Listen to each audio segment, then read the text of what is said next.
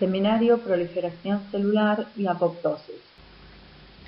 Durante el desarrollo embrionario, dos procesos ocurren en forma simultánea, que son la proliferación celular y la apoptosis. En la imagen de la izquierda podemos observar cómo el tamaño del embrión en círculos llenos aumenta a lo largo de la gestación. Y en la imagen de la derecha podemos observar en un embrión de quinta semana múltiples áreas apoptóticas indicadas por la coloración azul.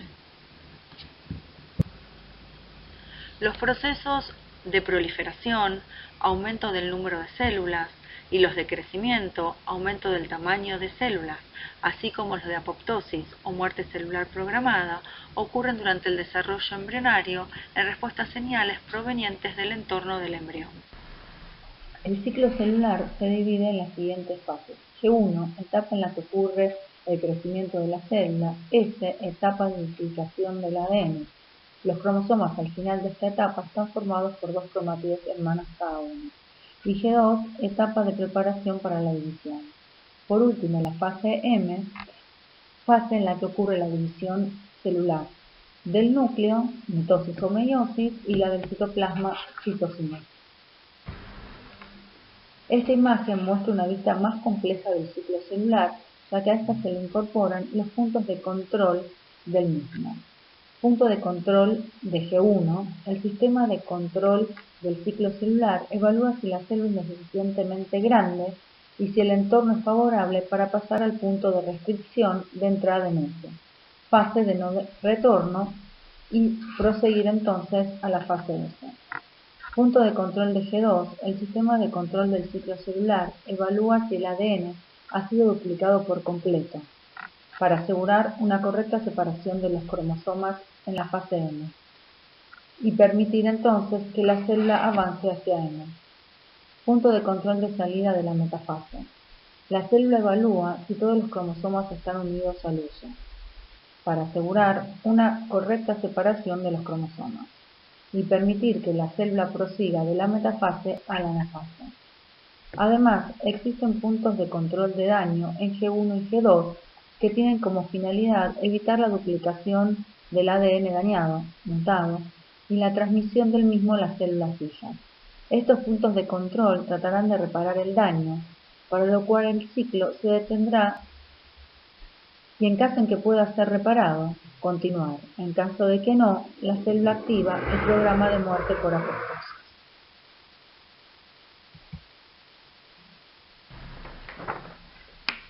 ¿Qué proteínas son las que forman parte del sistema de control del ciclo celular? Son complejos proteicos formadas por dos proteínas. Una quinasa, dependiente de ciclina, y otra, la ciclina. La quinasa dependiente de ciclina se grafica en rojo y la ciclina en verde. Este complejo es una enzima que posee un sitio activo y tiene actividad quinasa, es decir, que va a actuar fosforilando, agregando grupo fosfato a los sustratos.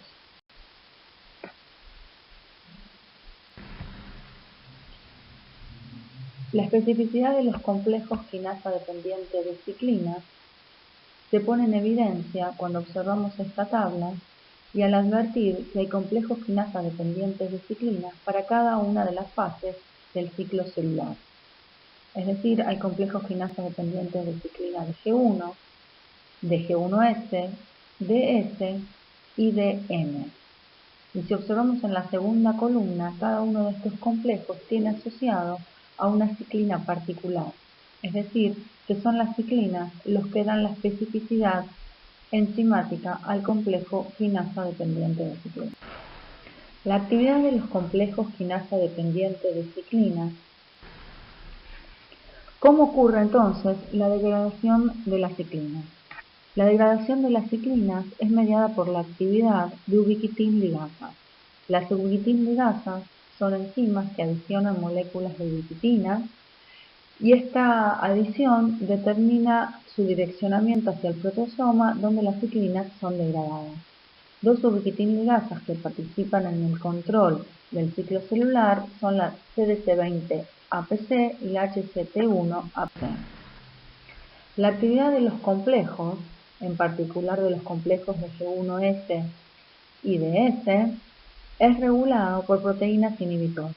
Las proteínas inhibitorias, como por ejemplo P27 y P21, se unen a los complejos impidiendo que estos interaccionen con sus sustratos. Otro mecanismo de control de la actividad, en particular de los complejos quinasa dependientes de ciclina de M, es la fosforilación. En la célula existen quinasas con actividad inhibitoria, como por ejemplo la quinasa Wi1 que adiciona un grupo fosfato al complejo activo, resultando entonces en un complejo inactivo. Estos complejos inactivos pueden rápidamente activarse por la remoción del fosfato inhibitorio mediado por la fosfatasa CDC25. El control de cada uno de los eventos del ciclo celular, entonces, es ejercido por los complejos quinasa dependiente de ciclina. Así, los complejos quinasa dependiente de ciclina de S regulan la duplicación del ADN y los complejos quinasa dependientes de ciclina de M los eventos de la mitosis y la citocinesis. En particular, los complejos quinasa dependientes de ciclina de M están involucrados en la condensación de los cromosomas mediante la fosforilación de la condensina, la ruptura de la envoltura nuclear mediante la fosforilación de la laminina, el armado del uso, la vacuolización del Golgi y el retículo endoplasmático, la asociación de los cromosomas al uso y la inhibición de la citocinesis por fosforilación de la miosina. Este mismo complejo va a activar al complejo promotor de la anafase, que va a llevar a la separación de las cromátidas hermanas en la anafase.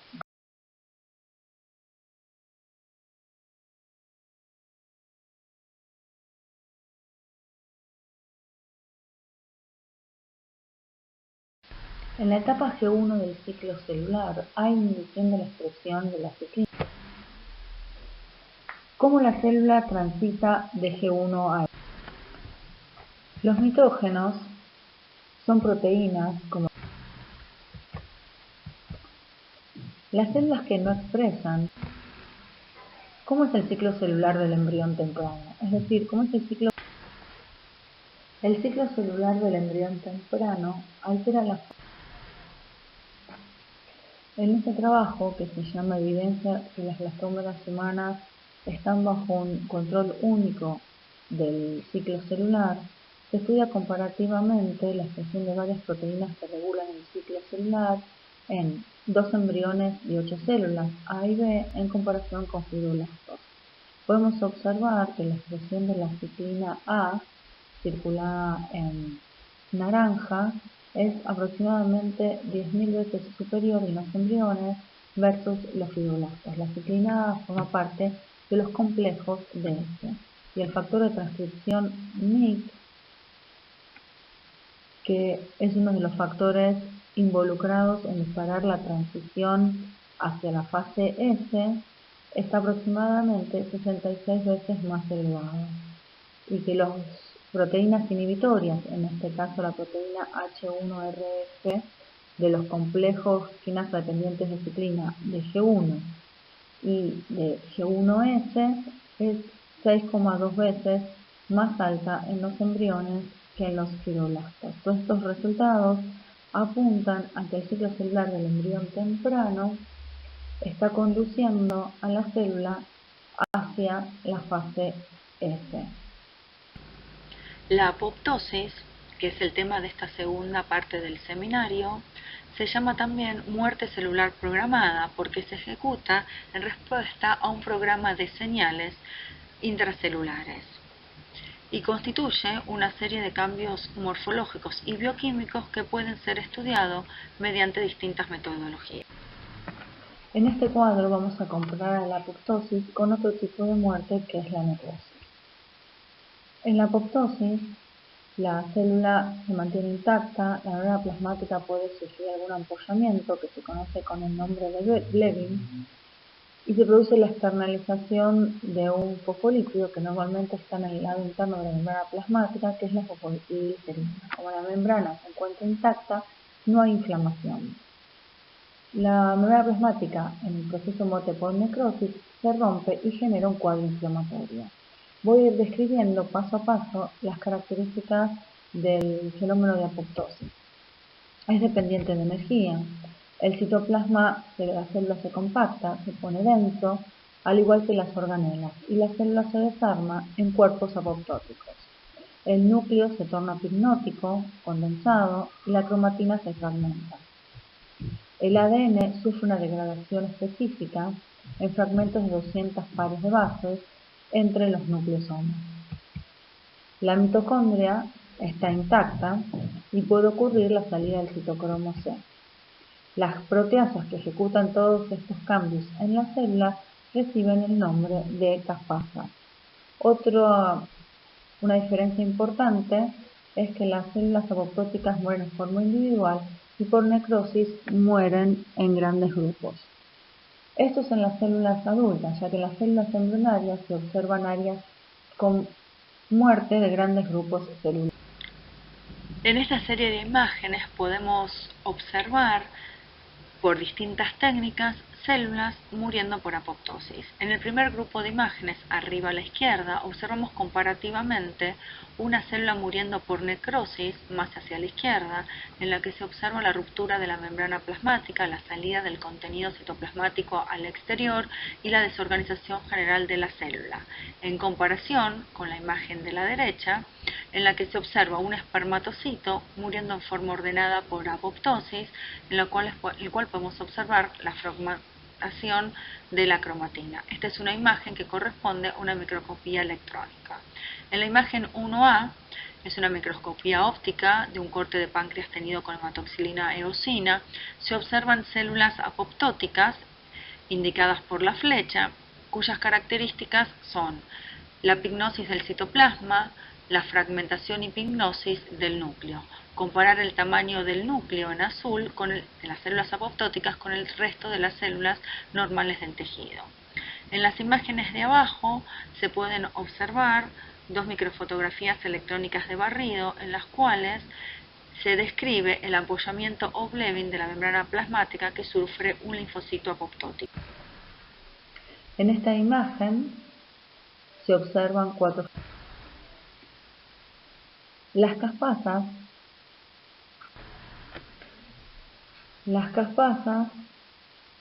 se clasifican frente a un estímulo apoptótico, se activan las caspasas iniciales. ¿Cómo es la apoptosis durante la embriogénesis? Vamos a describir primero las vías por las cuales pueden. En el desarrollo embrionario hay otra vía de simulación. Como P38 induce apoptosis. Los mamíferos son los únicos vertebrados en los cuales la apoptosis ocurre previa a la gastrulación. En estos ejemplos y fotografías vamos a ver la apoptosis durante la segmentación. En la imagen de la izquierda B se observan los cuerpos polares muriendo por apoptosis en un embrión de ratón de 2 blastómeras. En C se observan en la primera imagen, dos células apoptóticas, 2 blastómeras, de la mórula en compactación. Y a la derecha se observan un grupo de células del macizo celular interno del blastocisto muriendo por apoptosis. Voy a contarles a través de esta imagen cómo se estudió la participación de la apoptosis y de las proteínas de BMP en la cavitación, formación de la cavidad amniótica en líneas celulares de embriones de ratón. La línea celular TCA1 es una línea celular que cavita normalmente. Si comparamos el día 1 con el día 4, en las imágenes de la derecha vamos a ver que el día 4 todos los embriones tienen cavidades. Hay otra línea celular, que es la línea C2, que en el mismo lapso de tiempo, si comparamos la figura C con D, no cavitan. Por antecedentes, sabían que la cavitación ocurría por apoptosis. Cuando buscaron si esta cavitación podría ser inducida por las proteínas de la familia de BMP, primero vieron que los embriones que cavitaban expresaban BMP4, en F células de color azul. Cuando inhibieron BMP4 en esta línea celular, observaron que no se formaban cavidades, figura E, y cuando adicionaron BMP4 a la línea F2, figura G, al cabo del tiempo se observó la muerte por apoptosis y el comienzo de la cavitación, indicada por los asteriscos. Mediante una serie de experimentos realizados en células embrionarias en procesos de diferenciación neural, se muestra cómo BMP4 es capaz de controlar la apoptosis de aquellas células que inician su camino de diferenciación neuronal. En las imágenes de fluorescencia A podemos observar células en proceso de diferenciación neuronal identificadas por la expresión de SOX1 en A y B. Cuando a estas células embrionarias se les adiciona BMP4, se observa en D cómo estas células activan a la caspasa 3, caspasa ejecutora de la muerte por apoptosis, y estas células son eliminadas. La apoptosis ocurre durante la organogénesis, que se desarrolla durante la 4ª a 8ª semana. Y esta imagen, que representa un embrión de 5ª semana, muestra los múltiples sitios tenidos en azul donde las células embrionarias están muriendo por apoptosis. Además de las estructuras señaladas por la flecha, que representan el ojo, los miembros y las rombómeras, la apoptosis participa en la formación del oído interno, en la modelación de la formación del sistema nervioso central, en los ovocitos del ovario, durante la formación del corazón, del músculo esquelético y en la remoción de los conductos de Müller. La apoptosis es inducida por la vía externa que involucra al receptor Fas y al ligando Fas-S durante la formación de los pulmones y durante la formación del riñón. Veamos en las imágenes de la derecha que muestran la formación de los pulmones. Durante la última etapa del desarrollo del sistema pulmonar, que es la etapa de los sacos alveolares, hay una muerte de las células del epitelio respiratorio. En las imágenes A y C se observa la expresión del sistema Fas-Facl en estas células epiteliales. En las imágenes de la derecha se observa en rojo el núcleo de las células epiteliales y en amarillo las células epiteliales muriendo por apoptosis.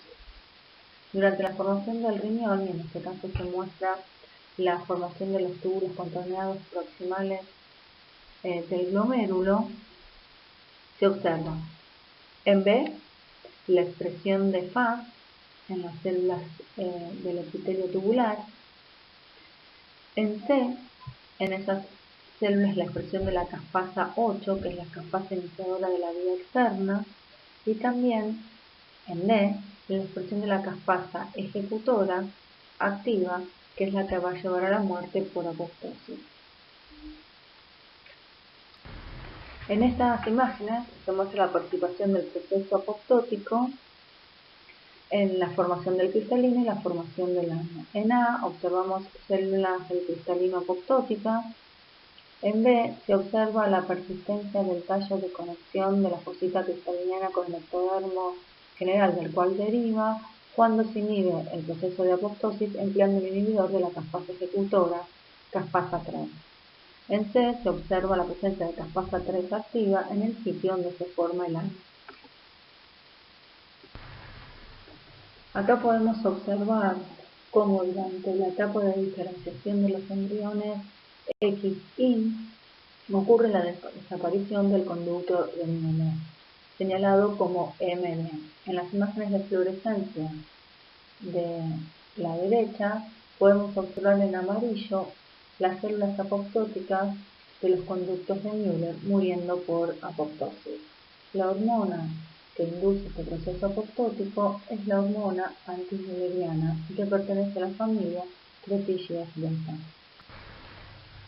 En estas imágenes observamos la muerte por apoptosis de las membranas interdigitales. En A en azul, en B en rojo y C es una imagen de mayor aumento de B, donde las células apoptóticas se muestran como bien picnóticas, en color negro. Las familias de proteínas BMP participan en el fenómeno de apoptosis que promueve la remoción de las membranas interdigitales. Si se adiciona durante el desarrollo embrionario proteínas de la familia BMP 2, 4 o 7, se acelera este proceso de apoptosis. Sin embargo, cuando se emplean antagonistas de BMP o se elimina la expresión de BMP7, los embriones nacen con sus dígitos funcionados y este cuadro recibe el nombre de sindactilia. Para resumir, la apoptosis durante la embriogénesis está mediada por receptores de serina-tiamina quinasa, como son los receptores de BMP y de la hormona antimülleriana. Estos mismos receptores activan a P38. P38, como vimos, puede activar tanto la vía mitocondrial como la vía externa. Por otro lado, los receptores de muerte, como el FAS por unión azul-ligando FAS-L, activan la vía externa. En los tejidos, los procesos de proliferación y muerte se encuentran en equilibrio, grupo de imágenes del centro, lo cual lleva a la homeostasis tisular. Cuando las tasas de proliferación superan a las tasas de muerte, ocurren desórdenes por acumulación. Así, cuando las tasas de muerte son superiores a las tasas de proliferación, ocurren desórdenes por pérdida de células. El desequilibrio de estos procesos puede, durante el desarrollo embrionario, llevar a malformaciones o anomalías del desarrollo. Así vimos cómo la falta de apoptosis de las membranas interdigitales puede llevar al nacimiento de individuos con sus dedos fusionados o sin dactilia, o la falta de la remoción de las células del conducto auditivo externo a sordera congénita, así como la falta de remoción por falta de apoptosis de los conductos de Müller al nacimiento de individuos XY congenitales ambiguos. En esta diapositiva última se señala la bibliografía útil para este seminario.